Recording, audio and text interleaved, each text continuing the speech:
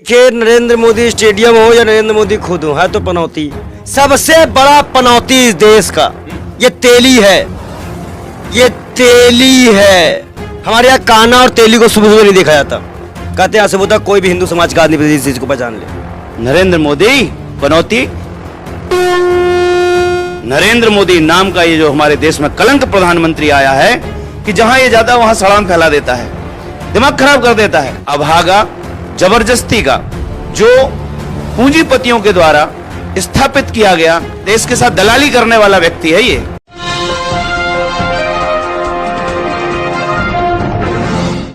साथियों नमस्कार, मैं हूं नीरज पटेल और आप देख रहे हैं नेशन जनमत। क्या उत्तर प्रदेश के तथाकथित राम राज्य में किसी शख्स को भगवा वस्त्र पहन करके खुद को स्वयंभू बाबा घोषित करके संवैधानिक पद पर बैठे हुए लोगों के लिए अपमानजनक टिप्पणी, अभद्र और गाली गलौज से भरी हुई भाषा का प्रयोग करने का अधिकार हो जाता है? जैसा कि ये तथाकथित धर्म के पुरोधा दावा कर रहे हैं कि अयोध्या के संत हैं, तो उत्तर प्रदेश की पुलिस और योगी आदित्यनाथ जी इन पर एक्शन क्यों नहीं लेते? क्या भगवा वस्त्र पहनने भर से किसी को गुंडई का लाइसेंस प्राप्त हो जाता है?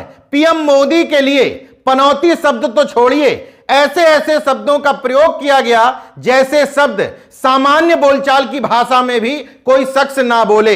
खैर, मोदी जी के लिए जो शब्दों का इस्तेमाल किया गया वो अलग बात है, लेकिन संविधान का उल्लंघन करते हुए एक जाति विशेष के लिए अपमानजनक भाषा का प्रयोग किया गया है।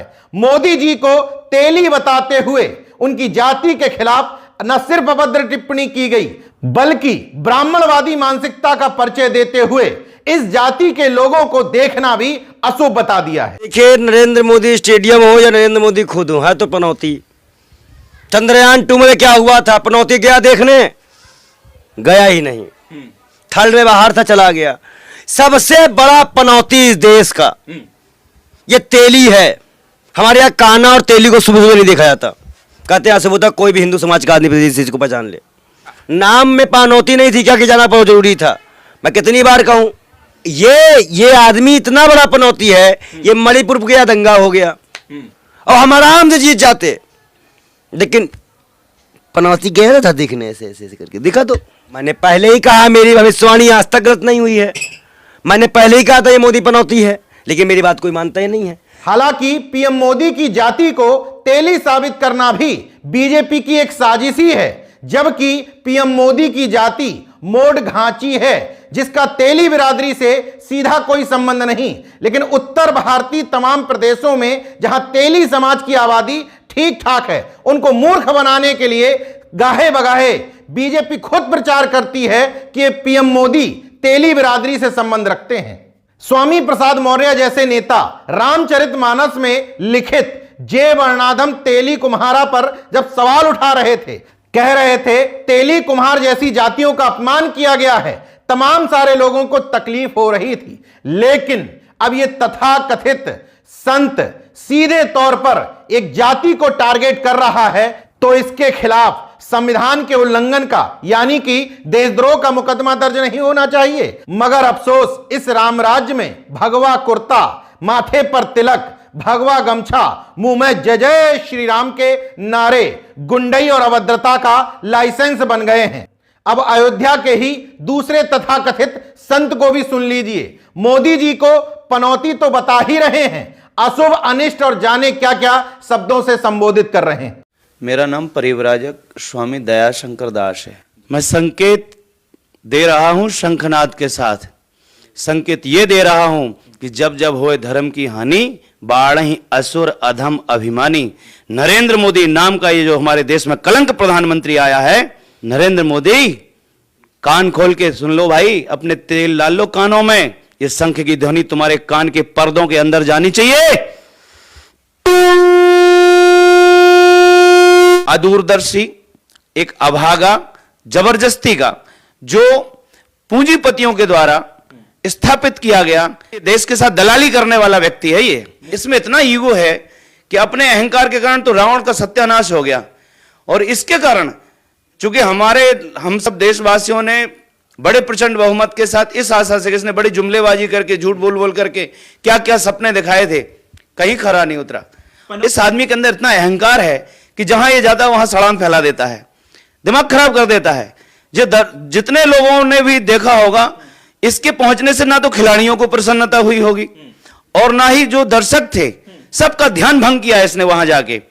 अब सवाल यह है कि योगी राज में प्रधानमंत्री के लिए इस तरह के शब्दों का इस्तेमाल करने वालों को जानबूझकर छूट दी जा रही है? अगर नहीं तो क्यों इन लोगों के खिलाफ गंभीर धाराओं में मुकदमा दर्ज करके जेल में नहीं ठूंसा गया? राहुल गांधी को तो चुनाव आयोग ने नोटिस थमा दिया। तमाम दलाल मीडिया राहुल गांधी और विपक्ष के नेताओं पर हमलावर है कि पीएम जैसे संवैधानिक पद के लिए पनौती शब्द का इस्तेमाल कर दिया, लेकिन पीएम मोदी को मूर्खों का सरदार, नाली का कीड़ा, 50 करोड़ की गर्लफ्रेंड, कांग्रेस की विधवा जैसे शब्द बोलने की छूट दी हुई थी। अब इन भगवादारियों को भी छूट मिली हुई है। हालांकि पीएम मोदी ही नहीं, इससे पहले सख्त मुख्यमंत्री योगी जी के खिलाफ भी यति नरसिम्हानंद सरस्वती ने जहर उगलते हुए उनको ऐसे ऐसे शब्द बोल दिए थे जो शायद कोई विपक्ष का नेता योगी जी के लिए सोचता भी नहीं होगा। प्रदेश के मुख्यमंत्री योगी जी से कहना चाहता हूं, अगर तू अपने बाप की औलाद है ना तो अलीगढ़ पे बुलडोजर चला के दिखा। मैं तो केवल अपने लड़कों के लिए लड़ने जाना था। कर ले, जो हमें मार दे, मरना मंजूर है, जो कर सकता हो कर ले हमारे साथ। आज तेरी पुलिस ने जो बेइज्जती करी है ना, आज जो बेइज्जती करी है मेरी, सारी जिंदगी से भूलूंगा नहीं। तू मार सकता है ना, जेल भेज सकता है, धाराएं लगा सकता है, नकली लगा दे। मैं भी परशुराम का बेटा हूं, इसे भूलूंगा नहीं। बहरहाल इस वीडियो को सामने लाने का मकसद सिर्फ इतना था कि सिलेक्टिव विरोध दर्ज मत कराइए, अपने आका के कहने पर विपक्ष के नेताओं को टारगेट मत करिए। अगर पनौती कहना, पीएम के लिए, सीएम के लिए अभद्र भाषा का इस्तेमाल करना गलत है तो जैसे विपक्ष के नेताओं को लपेट रहे हो, वैसे ही इन स्वयंभू धर्म के ठेकेदारों को भी लपेटो। देखते रहिए नेशन जनमत, जागरूक और सजग बने रहिए। जय विज्ञान, जय संविधान, जय लोकतंत्र। धन्यवाद।